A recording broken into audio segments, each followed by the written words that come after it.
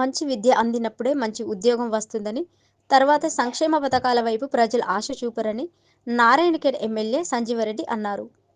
నారాయణఖేడ్ నియోజకవర్గం శుక్రవారం ఆయన కారమంగిలో పలు అభివృద్ధి కార్యక్రమాలకు భూమి పూజ చేశారు. విద్యారంగం అభివృద్ధి చెందినప్పుడే గ్రామాలు అభివృద్ధి చెందుతాయని అన్నారు. కాంగ్రెస్ ప్రభుత్వం విద్యారంగానికి పెద్దపీట వేసి సమయం కేటాయించి అభివృద్ధి చేస్తుందని అన్నారు. వాళ్ళకు ఇక్కడ ప్రభుత్వం స్కీమ్ ఏమిస్తుంది అని చూడరు, కష్టపడాలని చెప్పేసి వాళ్ళు ఇంకా ముందుకు పోతా ఉంటారు. కాబట్టి ఇట్లాంటి స్కీమ్ల మీద మనం శ్రద్ధ పెట్టాలి. ఈ సంక్షేమ పథకాలు ఎప్పుడూ ఏ ప్రభుత్వం ఉన్నా నిరంతరంగా కొనసాగుతుంటాయి. కానీ విద్య అన్ని పనిచేసి స్కూళ్లకు డ్రెస్సులు ఇవ్వకుండా, స్కూల్ పిల్లలకు పుస్తకాలు ఇవ్వకుండా, రైతులకు రైతు బంధు ఇచ్చిండు.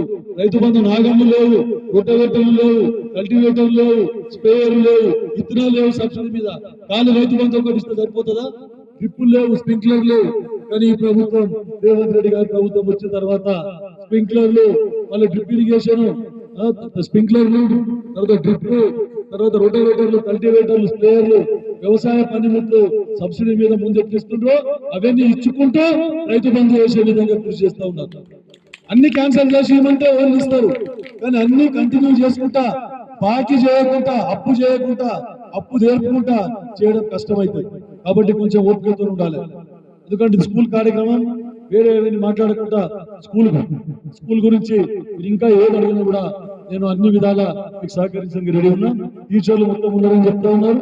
కంప్యూటర్ సెక్టర్ మీరు శాలరీ బేసిస్ ఎవరైనా స్పాన్సర్ చేస్తే మీరు కంప్యూటర్ సెట్ పెట్టుకొని నేను కంప్యూటర్ ఇప్పించి కంప్యూటర్ విద్య కూడా ఈ మారుమూల ప్రాంతంలో ఇప్పించే విధంగా కృషి చేస్తామని చెప్తా ఉన్నాను. ఇక లిఫ్ట్ ఇరిగేషన్ అయితే మీకు చెప్పిన తొందరలో 4 కోట్ల రూపాయలు ఇది మంజూరు చేయడం జరిగిందని చెప్పేసి చెప్తా ఉన్నాను. ఇంకా ఏదైనా సమస్యలు ఉంటే చిన్న చిన్న సమస్యలు, లైబ్రరీ ఫండ్ మీకు ఈ రూమ్ పనికి వస్తే రూమ్ యూజ్ చేసుకోండి. ఇప్పుడు ఇంకో రూమ్ సుధాకర్ నాయక్ గారికి అడిగితే నేను అడిగే వాళ్ళ ఫౌండేషన్ ఉండే ఎందుకంటే ఇక్కడ రెడీ ఉన్నారు. వాళ్ళు ఇంకా 4-5 లైబ్రరీలు కూడా ఇవ్వడానికి రెడీ ఉన్నారు. ఖచ్చితంగా మొన్ననే డిగ్రీ కాలేజ్ పిల్లలకు కూడా పుస్తకాలు లేవంటే వాళ్ళ నుంచి కొత్త సిలబస్ ప్రకారము 2 లక్షల రూపాయలు పుస్తకాల డిగ్రీ కాలేజ్ కూడా ఇవ్వడం జరిగిందని చెప్పేసి చెప్తాం. ఇంటిగ్రేటెడ్ స్కూల్ అందరికి కూడా అక్కడ పాస గ్రామంలో మొన్ననే ఫౌండేషన్ చేసుకోవడం జరిగింది. అది కూడా కాకుండా మీకు ఇంకో శుభవార్త, మనకు త్వరలోనే ITI కూడా శాంక్షన్ కాబోతున్నది. ప్రభుత్వ ITI శాంక్షన్ కాబోతుంది. వచ్చేసారి వరకు మనం వేరే చోటికి పోయి పీజీ చదవకుండా నారాయణఖేడ్లోనే పీజీ కోర్సు కూడా తీసుకొని రావడానికి నేను కృషి చేస్తా ఉన్నానని చెప్పేసి మీకు అందరూ చెప్తా ఉన్నాను. అన్ని రంగాల్లో కూడా మనం పోతా ఉన్నాం. కాకపోతే అప్పుల పాలు కావడం వల్ల కొంచెం ఆలస్యం అయితే ఉంది.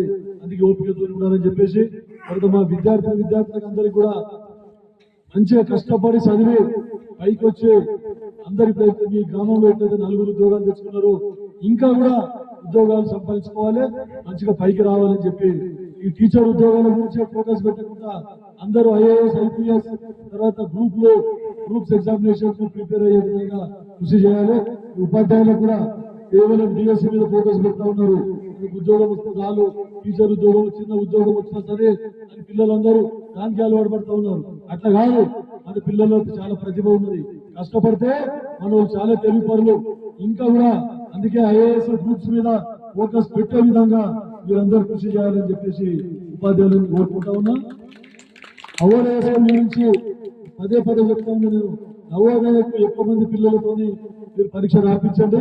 నవోదయం కూడా నేను ప్రయత్నం చేసి సెంట్రల్ గవర్నమెంట్ కి మా MP సురేష్ కుమార్ శెట్కార్ గారికి కూడా చెప్పిన, ఆయనకు కూడా రిప్రజెంటేషన్ ఇచ్చి సెంట్రల్ గవర్నమెంట్ కి మన దగ్గర నవోదయ పాఠశాల ఒకటి తీసుకురావడానికి కూడా కృషి చేస్తూ ఉందని చెప్తూ ఈ అవకాశం ఇచ్చినందుకు అందరికీ ధన్యవాదాలు చెప్తాను.